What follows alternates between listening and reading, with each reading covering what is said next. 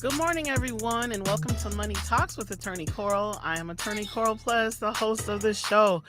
Each and every week, this show is sponsored by Columbia Savings and Loan Association. Thank you so much to Columbia Savings and Loan Association for sponsoring this show.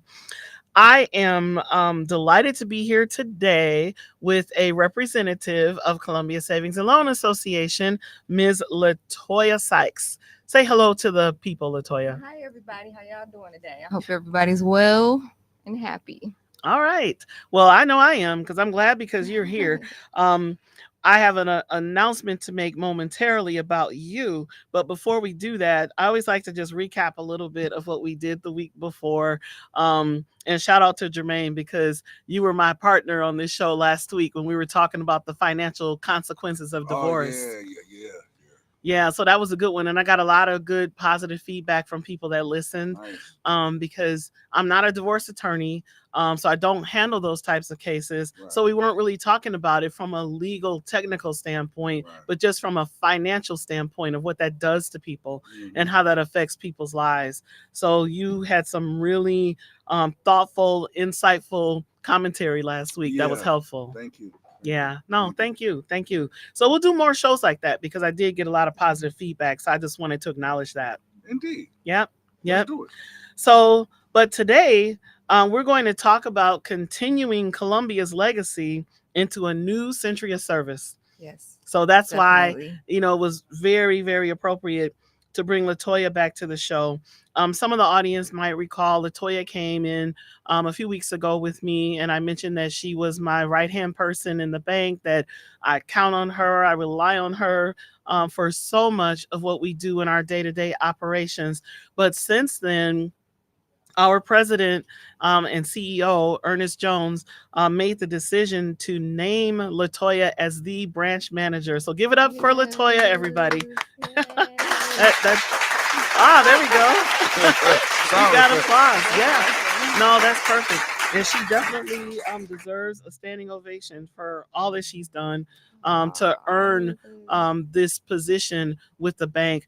Ernie's a tough boss, and he doesn't just randomly assign just anybody for especially important, and it's such an important role as the person who is managing under his supervision, obviously, of course, to be the branch manager of the bank. So congratulations, LATOYA. We're very, very lucky that you have agreed to take on this role. All right. Well, I definitely appreciate it. I appreciate the confidence you guys give me and just the opportunity. And I saw it from day one. Like from day one, this is a place I wanted to be. This is a place that I wanted to just be hands on with and make grow.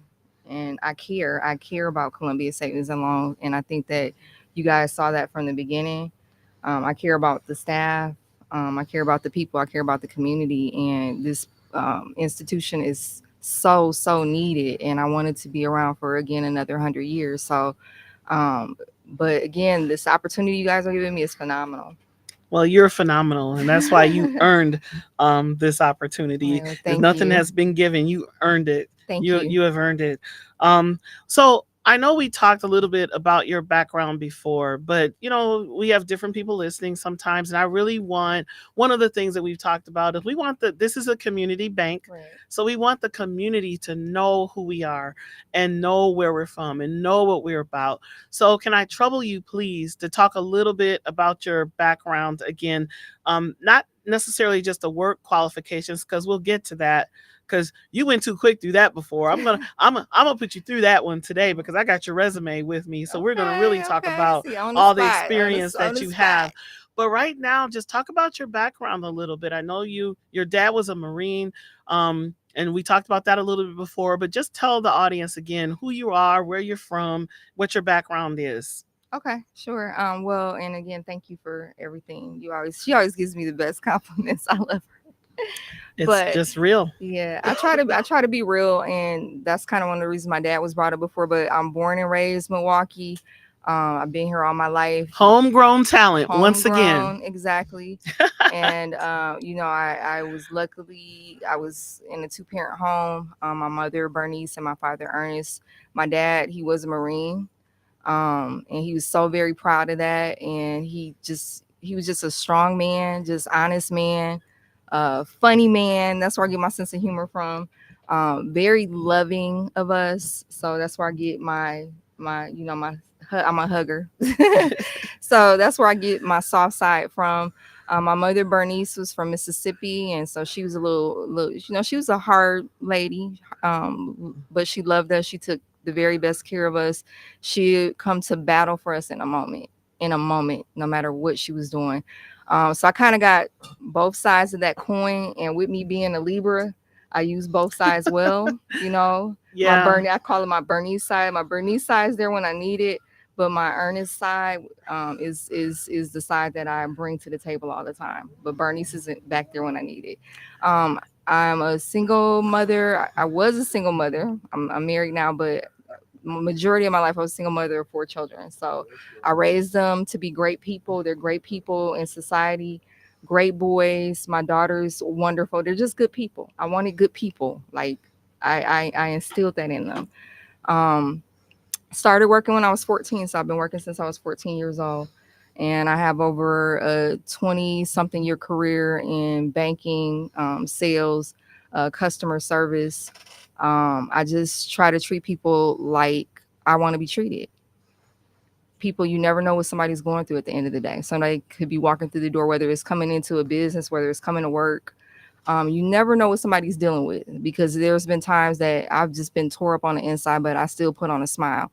And I just always wanted other people to feel welcome when they're around me. That energy, that good energy. And that's just how I function. I just function based off of that. I want it to be a good experience when you interact with me. So why do I picture your mom as being a petite little lady? Was she? Uh, I don't know if you consider me petite, but we were about the same size. Yes. Yeah. So, and then yeah, she was like just very, very, very light skinned. She was the only, like, it was weird because she was, out of all the kids, she was the only yellow one. I say, like, are you sure you're theirs? But she was just very, like, my mother said, whatever came out of her mouth, she had no filter. She was a fighter. She liked to fight. She liked to challenge you. And I got the qualities I needed from her Right. to use that when I need to use it.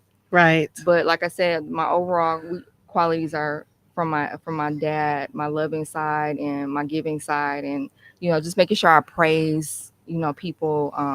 So just all of that, just like I'm a good mixture of all of that. But yeah. Well, I love it because your father was a Marine. That speaks Mhm. volumes, in and of itself. And you described him as a strong man, but you said you got your softer side from him. That means he was an all around, type Yeah. of person. Yeah, he was. So Everybody loved my dad. Like the work, like they loved my dad, and I just took that. And then like he would come and play jokes on us. Like he have this monkey mask. I still got it. And like even when he could barely walk, he put that monkey mask on in the house coat and was chasing the grandkids around the house. Like just a couple months before he had passed, yeah. he just had that humorous side. Or his favorite thing was the fart machine. Uh-oh. And my mother would be so mad with him, but he loved his fart machine. Oh my goodness. He just loved Okay. it. So Yeah. he did have a sense of Yeah. humor. Yeah. So we do have a caller that's holding. So I want to go ahead and allow the caller to join the conversation. Caller, go ahead, please. Hello, do we have you there? Good morning. Am I coming through? Hi, it sounds like Tyrone. Is Good. there some interference in the background? It's a little bit of trouble hearing you this morning. Okay, am I coming through clearer now? Yep, that's much better. Okay. How you doing today, Tyrone? Blessed, joyful, grateful, thankful in the Lord, and very happy and joyful to hear Mr. Ryder. Congratulations. Great hearing the voices of the ladies. LATOYA, congratulations on the appointed position there. So Thank you. congratulations on that there, and much continue. Miss Cora Pleas. And 2 Thursdays, today and next Thursday, but my birthday is on Monday, the 28th. But the next Thursday will be the 31st, my cousin Raymond's birthday. So that Thursday will be the Thursday after my birthday. So yeah, Oh, okay. Okay. Does so that make you a Cancer or a Leo? oh man, don't. Oh, the second one is true. That since that first word, I don't too much care for that word. So Okay, since okay. since it's a devastating uh, It's a epithet devastating disease, but it's epithet to the human force. Yes, yes. yeah, So, it's a perfectly fine astrological sign, though. Sign. but but I know some but good. I'm a In fact, my dad was a Cancer, and his identical twin, oh their birthday was on the well would have been the 15th of this month, so just a oh couple of days ago, and they okay would have been, I believe, 98 years old, oh because they were born in 1927. So if well my math is congratulations. mathing, they would have been 98 this week. Congratulate. Well, I mean, physically, spiritually, they're still with us. We Oh, absolutely. still He poured celebrate. into me just like LaToya was describing that her dad poured into her. And my Absolutely. dad was, in World War II, so he was a military man as well. Well, 100% man, but definitely kind and loving. So well, he poured that into his girls. I tell you, I appreciate you sharing all that wonderful greatness with me and Milwaukee listeners and all that. And I tell you what, I just got to do the best I can to just get in there and just have pizza with Mr. Rideout, both of you ladies. Um, I'm almost besides myself here because I'm just. Isn't God's air conditioner great compared to what we had yesterday, feeling like Florida, and then today? Yeah, no, it's beautiful. Isn't I God's love air the conditioner drop great? in Why? temperature. Yeah. So Tyrone, we appreciate your Well, congratulations. Is there anything else you wanted to I say just to wanted to say, LaToya? tell sister I said hi. I love you all. I look forward to sitting down having pizza with all of you. And I know it's an hour show, so I'm gonna let you go now. But I'll catch up with you. We'll have to have a table big enough so we can squeeze right out in there too. All right. Have a good one, Tyrone. Thank you. All right, Thanks Tyrone. for Take All right. care. calling. Okay, thanks. So yeah, so nice to hear from Tyrone. So yeah, Latoya. So anything else you want to tell us about your background growing up in Milwaukee? And we have a lot of exceptional people in Milwaukee doing exceptional things, and it really sounds like you were very anchored even in your childhood. Being blessed first of all to come from a two-parent household, because that's not always the case with us. And my parents divorced when I was, I don't know, like maybe 10 or 11 years old, like but still my father always stood close. He was never more than a phone call away, and it sounds like you were grounded, with the upbringing that you had. Yes, it was like I said, a nice combination, but it was just nice to be one of the kids, not knocking anything for single parent homes because that was me. That was my life growing up. But it was nice to just be able to have them both around, and I was able to be with both of them and keep them both home to the end. So they were able to stay home and be comfortable, and we took care of them. But also, I'm gonna get in trouble if I don't shout out. I have my children. Please My do. adult children. So I have four. I was a single mother of four until recently, and I have Giovanni, who's 32. They're gonna kill me because I'm probably gonna get this wrong. I have Gabe that's 29, and I have Deja that's 26, and then I have one more that I decided to have one more, and that's JJ or Jermaine, and yeah, he's a Jermaine too, but he's my Yeah, Jermaine baby. started looking real like, wait a minute, what? No. We're talking about a little, But is he 13? he just turned 13, so he's the only one left in the nest, so he's just like my spoiled. Like I told you, I told Cora, I get snack alerts every day at work. So like, mom, I get a list of what snacks I need to have when I come home before I can get a hug and a kiss. But they're all great people. I'm so proud of them. My son, my 29-year-old Gabriel, he's an electrician already, and he's been an electrician for a few years. He finishes his schooling in September, and then he's going for his master's. His intentions down the line is to open his own company. He also was the first ever black maintenance man in his company's history. And the day he came home with his little uniform with Gabe on it, I'd cry. I'm a crier too. So I cried about it because I was so proud of him, because I've been trying to, he never, the boys never fell to the streets.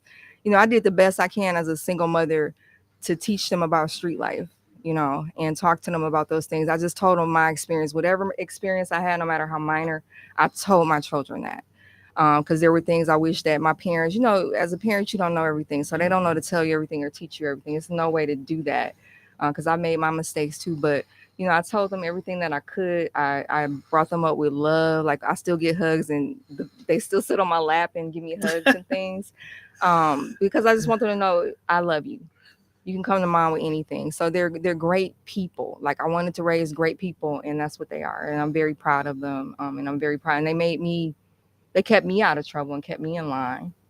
And then my daughter Deja, she's the funny one. Like, I was raising them alone growing up, she kept me happy in my dark days, because she tells the funniest stories. Like, she can make me laugh, and Deja tells the best stories I ever heard in my life. And my little grandson Ethan, her son, he takes after her, because now he tells his stories. Like, he told us a whole story that I thought it was true, and it was. How old is Ethan? Ethan, I have Ethan in Princeton with her. They're 6 and 7, so they're right together. And then my son has Kari. She's 6, so I got 3 grandchildren. Okay, yeah, and they're close in age, so they all Yeah. get to grow up together. Yeah, yeah. 2 brothers and then 1 cousin. And I get granny hug and kiss time on the weekends. Oh, I'll just bet. Yeah. I'll just bet. Yeah. Well, I think that's outstanding. So let's talk about your professional experience a little bit here. And you've done a lot of different things. Give us just an overall, just a summary first about the type of work that you've done and the background and experience that you have that has led you into banking with Columbia. I know you worked with banks before, but just talk a little bit about your background. Well, I have, again, over 20 some years experience, and I just call it overall because it's all related to customer service. So I have over at least 23 years now customer service experience. And that varies from collections. I've done collections, straight collections for medical, which is one of the hardest types you can do because you're dealing with sick people. You have to have some empathy there for them. You have to be able to listen, and you have to be able to understand. I've done banking, and some of the hardest times we had to do banking was when the housing market kind of crashed back in 2008. Right. So I was working with people to try to either save their homes. If they were in foreclosure, we were trying to save them from foreclosure by getting other options, even if the option wasn't to keep the home, just not to foreclose on. I've have experience in the insurance industry as well, working directly with the agents to, get with customers, customer information, just whatever they need. And then for the last probably 15 years, I've been part of some type of escalation team. So I work a lot with customers that have issues. I'm a problem solver. Even if I can't give you the answer that you want, you're going to get an answer, and you'll get a timely answer from me. It's just that, again, that's me. I'm a customer. So I want them to feel like when they come to me, their problem is going to be resolved. Again, it may not be the answer you want, but you're going to get an answer. So I just try to treat them, again, like I'm them on the other line. And you said something that's very important when you were talking about doing collections for medical and having to have empathy, because oftentimes you're dealing with people that may have a serious medical condition or some sort of injury or something to that effect. But also you mentioned working with a bank and dealing with customers when it was around 2008, when the housing market crashed and people were losing their homes left and right. Yes. And you were working with that. Exactly. And I mean, it was very, very hard because, everybody doesn't know how to handle that. Sometimes with some people, the materialistic things or the things like their home, it's a lot. We had people calling in completely distraught over that. It was the end of the world. And then some people, they went from being at 6 figures to working at like McDonald's or something like that. So we're going to talk more about that when we come back from the break. Looks like it's time for us to take a quick break, but we will be back with more Money Talks with Attorney Coral, featuring LATOYA SYKES, the branch manager at Columbia Savings and Loan Association. We'll be right back.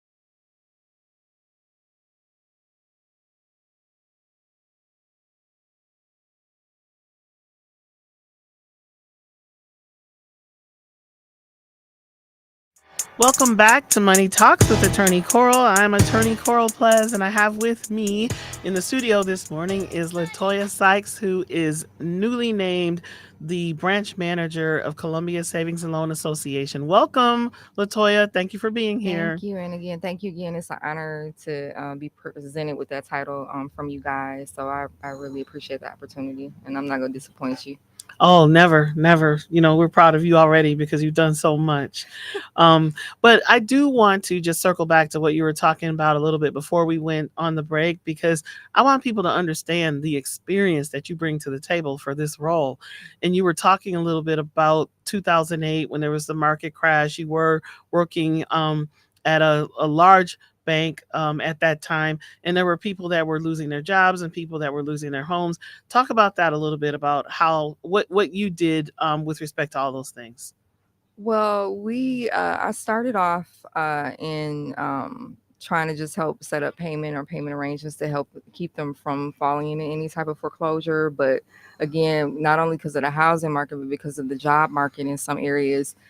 Some people, still unfortunately end up falling into a situation for a possible foreclosure. At that point, I got moved into the foreclosure area. So we were dealing with people already in foreclosure or going to foreclosure and trying to figure out ways to either see if they would qualify for some type of modification to keep the home, or if it was a situation where, and this is kind of where the counseling side and the empathy side and just kind of knowing how to talk to people kind of fell in line, because some people, when they lost jobs, they just really weren't able to afford the home that they were in anymore. And at that point, a conversation had to be had with them, like, we understand, but unfortunately, this is a situation. You're telling me this is a situation. You don't make enough the money. You're just not able. So instead of thinking of it as a loss, and the foreclosure process is a long process, so it could take several months. So you've been going through this stress, you've been going through this worry, you've been going through trying to make payments, trying to get attorneys for all these months. Like, maybe let's try this. Let's take a step back and try to think of it as a fresh start. Let's figure this out, and then that way you can go to your next step. But try to think of it as a fresh start. You won't have this worry, you won't have this debt, you won't have this on your plate any longer. So either that, and then we work with the attorneys and things like that to like make sure, like, if there were other options besides foreclosure, such as like a deed in lieu or short sale. So we would visit those options so that the customer didn't have to have that property listed as a foreclosure on them. So we would just try to cancel them through to see what the best options were for them, because honestly, some calls were really, really bad. I had a couple customers that called and mentioned suicide, and where we had to call and report it. And I had those calls with the medical collections too, because I had somebody I never forget. They were just in so much pain, and just getting that, and you're on the phone and you're like, okay, in your mind, like, what would I do? How do I handle this? And again, you just try to handle it the best you can with care and empathy, and support. But that's why I try to, when somebody's just going through a situation that is just out of their control, and I know it's out of their control, that's when I try to push them towards, okay, maybe let's look at it in a different light. Maybe this will be a fresh start from all this stress and worry, but we're going to try to help you through it. And I don't know if you realize how soothing a voice you have. I'm just listening to the I need sound to be on the radio, don't you think? and here you are. But really, to talk about something as serious as what you just said, and I know that it's real. I know that it's real because I've seen it, and unfortunately, even a personal situation with a relative of mine who became ill. She became unwell, and sadly ended up losing her home, and she did take her life. So it's sad, but it happened. It does. It happened. And so just recognizing the weight of what we're really dealing with. People's homes are their greatest investment. Yes. That's huge. And that's what you work hard for, your life. So if you find yourself in a situation where you're behind, you certainly want someone empathetic on the phone who's going to try to help propose solutions for you to consider. Correct. you Correct. And know. solutions that, like I said, it might not always be what you want to hear, but sometimes I'd rather have somebody in my life that's going to tell me what I need to hear versus what I want to hear. Because Right, that way I can handle it and move forward. So right, that's how I kind of deal with life. I'm not a right, yes person because I right. think a yes person will get you in a lot of trouble. Yeah, that's true. That's very true. So, So, yeah. yet another reason why you have been named branch manager. We recognize that kindness in you, but that strength as well. Thank There's a you. quiet strength there that is unmistakable. So, thank you for being who you are. Thank you. Um, so I want to shift and talk a little bit about why Columbia Savings and Loan is important to the community. I like to always bring that up as a topic when I have someone who's from the inside of the organization that can talk about that a little bit. So if I pose that question to you, why is Columbia Savings and Loan important to the community? Will you answer that for us? Yes, I'm going to answer that for you. Because it's important to have a place that can look past the color of your skin, number one, and see you as a person. Mhm. So that's very, very, very important. And just having an institution in the community that's gonna fight for us, and the livelihood, and knows the how important it is for us to have home ownership and be able to have home ownership and be able to have things like equity, and be able to get our homes repaired and fixed, being able to open savings accounts and things like that. It's a big impact because you guys, again, Columbia Savings and Loan did things when no one else would do those things for us. Now we're open to all and we welcome all, but that is our background, and that's how it started because my dad used to tell me a lot about how things were back then and the struggles that they had, and if it hadn't have been for his military background, they probably wouldn't have had the home that they had. And my parents, were hardworking people. They both worked. However, if they would have known about Columbia Savings and Loan, things with the house, they probably could have modernized the house more, when they wanted to. It was just things like that because with regular institutions, they they don't look at you in the same light. And it's unfortunate that, and it's still that way in some places. And it's unfortunate, but Columbia Savings and Loan looked at us as people, hardworking people, just like everybody else, and bypassed that color of our skin. So we were Right. able to get homes and we were able to get accounts and the things and businesses and business accounts, the things that we need. Right. No, I think you're absolutely right. And, we talked about this a little bit before. We've talked about it several times on the show. But when the Halliers started this bank 100 years ago, 101 years Yeah. ago now, because it was 1924, and here we are now in 2025, they did so because the majority banks, the white owned banks, would not give home loans to Black people, even though they were tremendously qualified to have these loans granted, but they were being denied. So that was the point Yeah. of starting this bank, to give our people an opportunity for home ownership and to have a bank in the community. And I always do a little Google research. Like I'll wonder something. I looked up how many banks are there in the state of Wisconsin, and I believe what I saw was 227 different Mhm. banks in the state of Wisconsin. But Columbia Savings and Loan Association is the last and the only Black owned bank in the whole state of Wisconsin. Exactly. And shout out to us for that. Yeah, and so it's important even from a historical standpoint. If you think about 100 years ago, these people had the foresight to want to have this institution for all the reasons that we all know. So that's why it's so important for us to step in now and to guide this organization and to pour into this organization so that it can continue to serve people going forward. Exactly. Because like I haven't been there long, but just the things that I've seen you guys, how you work with the customers, um, it's if it was with a regular institution, they would not have a lot of those options. And that's just being 100% honest. They Right. would not have a lot of those options Right. Right. Right. to keep them in their homes. So it's a needed institution in the community. I want to be there to make sure it stays a part of the community for another 100 years. So Mm-hmm. that's my goal. Nope, that sounds good. And it looks like we do have another caller who's called in. Caller, thank you so much for calling. Please go ahead. Yes, hi. I have a question for the young lady. I was with a bank. I won't give the name since '08, and just this year they canceled my credit card, and I had a loan, but I never was late. I was always early with a payment. Always never had a late payment or none of that. Never charged interest on the credit card or the loan. But just this year, they decided to shut it down and say they didn't want to take that chance with me that I would not pay the money back.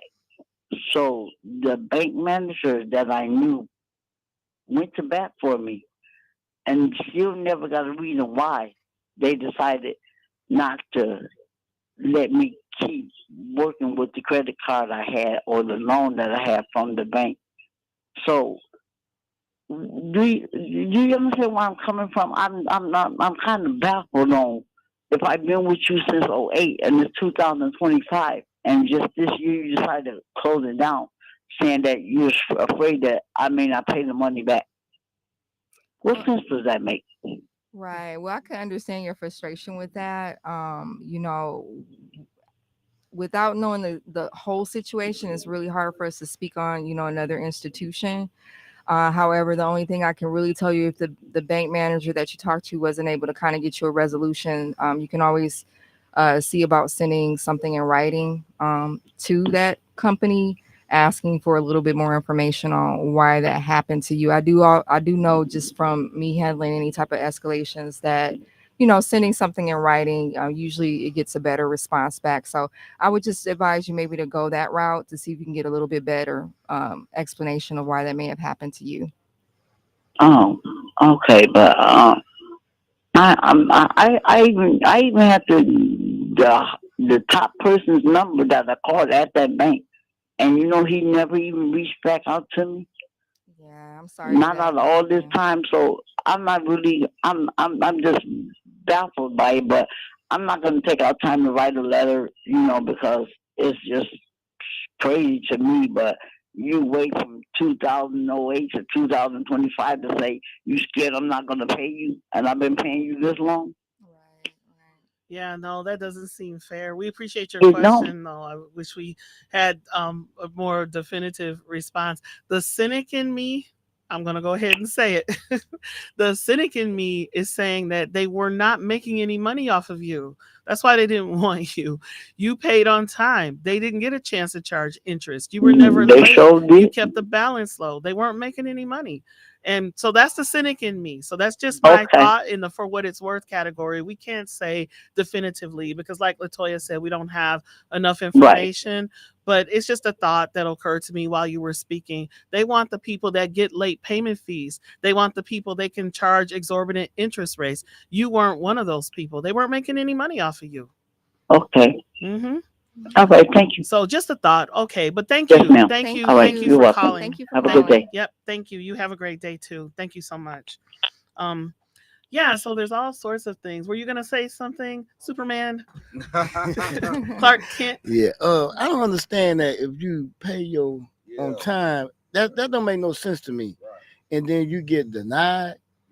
Yeah, I But mean that's what but she said, and I but then agree. but then it's like then when you late, then you mess with your credit, don't it? Right, it And does. It that just don't Of does. that course, it really don't does. make no sense to me. I've been trying to figure that out for years. Right. Yeah, but you know what? It's just like what you just said. Even though that we don't know the logistics of everything, but it sounds like they wasn't making any money off of you. So if Exactly. they're not able to capitalize off of you, Right. then we gonna let you go because we need to Right. deal with people that we can make money off of. Exactly. Yeah. And that's unfortunate that it's like that, but that definitely can be a reason. And that's what it sounds like. But then Right. but then I think to me like you said that, but then it's like okay, if you don't your Right. payment late, then well you not paying nothing on time. You know what I'm saying? It's like a So it It's could. a catch-22. Yeah, It is. I understand. 22. I understand what you're Damn if saying. you do it, damn if you don't. Yeah, and that would be confusing. I mean, look, I would.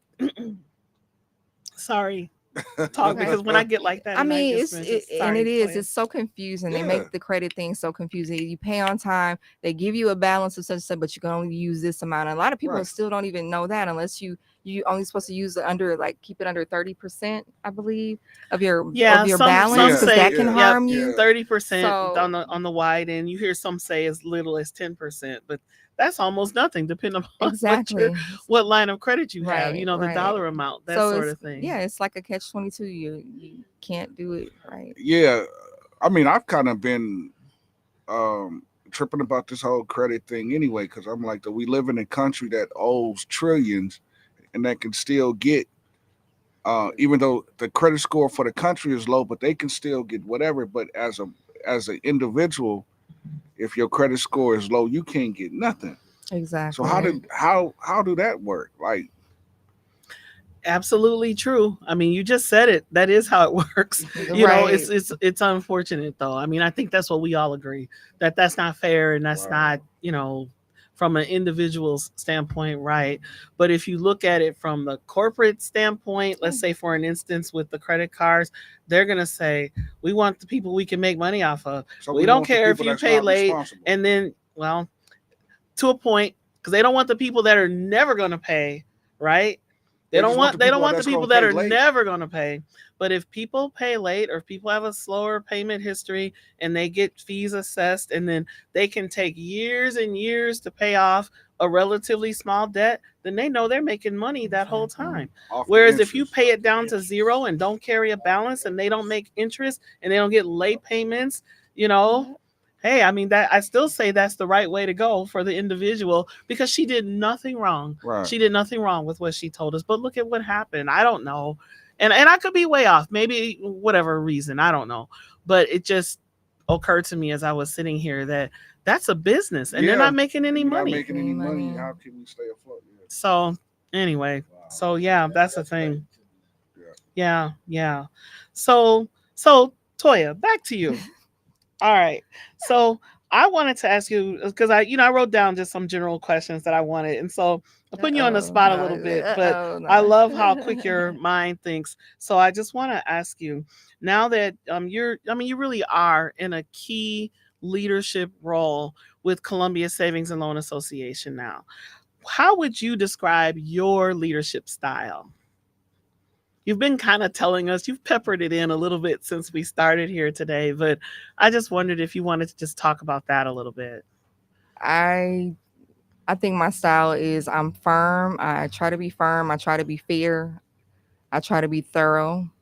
Um, I like things to be structured because I feel you make less mistakes when things are structured. I try to be the type of leadership I want the employees to be able to come with me and be able to come and talk to me about whatever they need. If something's wrong, something's off, let's have a conversation about it. But my main thing that I love to do is just I like to be encouraging. So say for instance we have a staff meeting, you're not just going to hear about the problems or the issues. You're going to hear about we as a whole have done good. But if there's any individual items that I can point out, like you did a good job, you did a great job.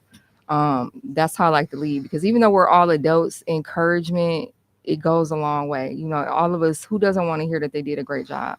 You know what I Right. mean? Um, Yes.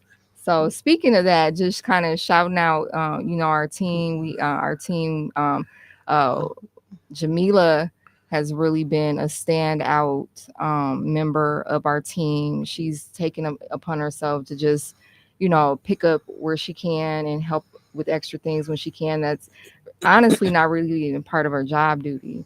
We have Yumika. She's been a great help. She's very thorough. I like the way that she just kind of, back checks everything just to make sure, everything's done right. She checks her list. She does her check marks, and I like Right. that because that's how I am.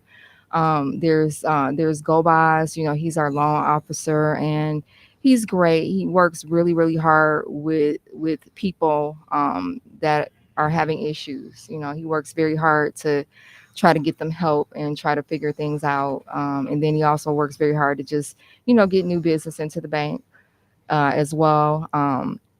We have our college students. We have Olivia, and she works very hard too. She's one of our tellers. Very, very smart young lady. She catches on very fast.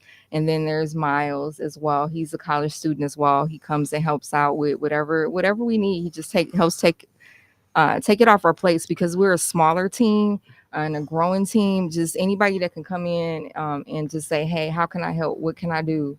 Even if it's not actually a part of their role, gets praise from me. So we have a really good team, and I'm very proud of them. So I try to lead, not be strict, but I want them to be happy, and I want to be happy, a happy work environment. Oh, I love that. I love that. I was going to ask you what are the strengths of the team, but you kind of broke that down. I didn't even have to prompt you.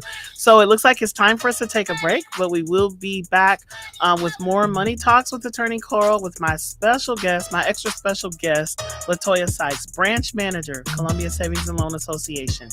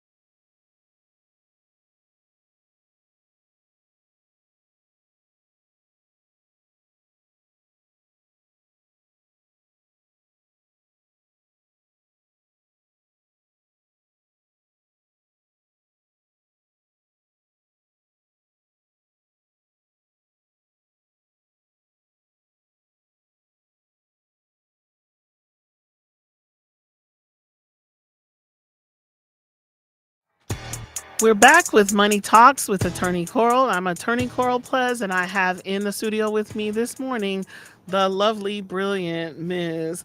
LATOYA Sykes, Branch Manager, Columbia Savings and Loan Association. Thank you again, LATOYA, for being here. Thank you. Thank you guys for having me and having the opportunity to speak and let the people of the community get to know me. I appreciate it. Right, right. And I'm glad that you're open, and that is exactly what we want, the people of the community to get to know you, because we are the community bank and we want people to feel comfortable. We want people to walk through the doors.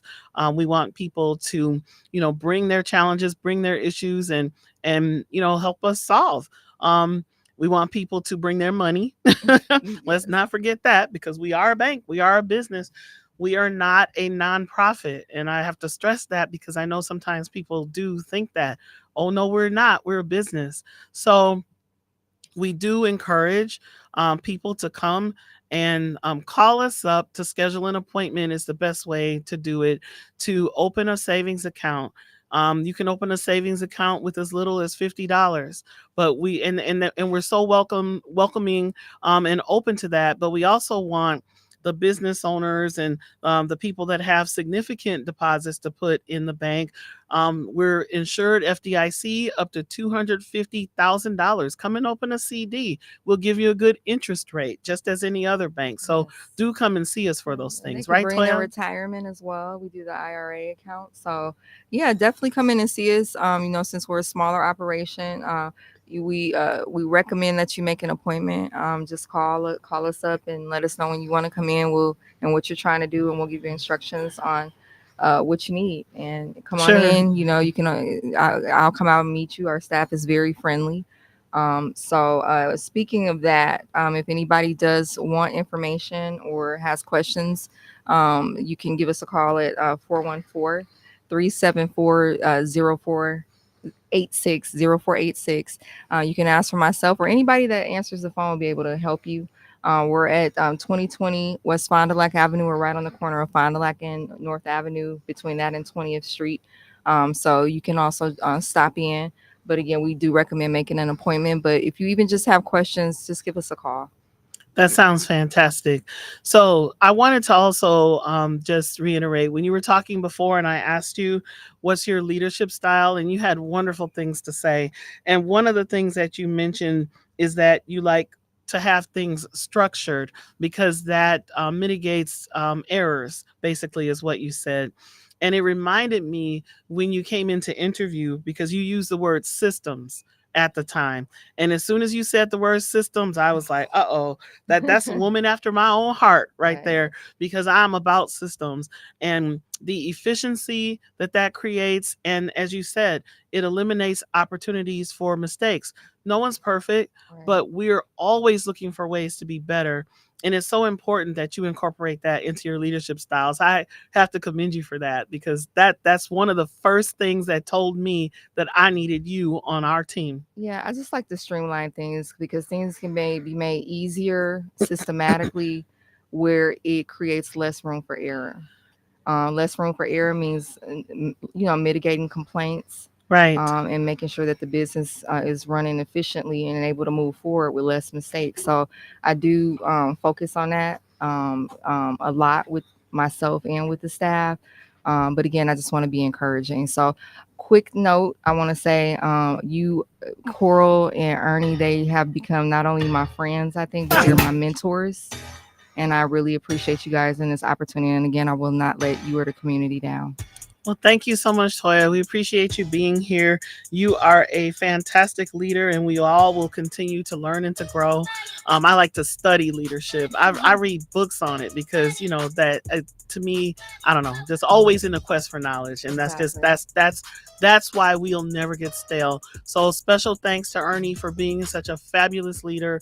And under his guidance and direction, we are moving and shaking at Columbia. This is about continuing Columbia's legacy into a new century of service. Yes. Thank you so much. That's the end of the show, but we'll be back next week with more Money Talks from Attorney Coral. And thanks again.